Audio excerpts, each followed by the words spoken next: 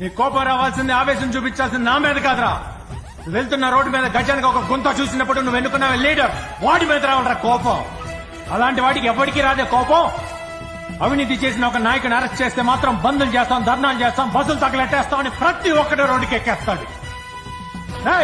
వాడు కాజేస్తుంది నీ అన్నాన్ని, నీ బతుకుని, నీ భవిష్యత్తుని రా. పవర్ లో ఉన్న పొలిటీషియన్ కన్నా ఓటేసే ఓటర్లోనే అవినీతి ఉంది. ఫ్రీగా ఇల్లు ఇస్తాం, కరెంట్ ఇస్తాం, రుణాలు మాఫీ చేస్తాం, ఓటుకు 5,000 ఇస్తాం అనగానే ముందు వెనక మంచి చెడు ఆలోచించకుండా ఓటేసేసి అవినీతి లేని సమాజం కావాలి, కరప్షన్ లేని కంట్రీ కావాలంటే ఎక్కడి నుంచి వస్తాయి?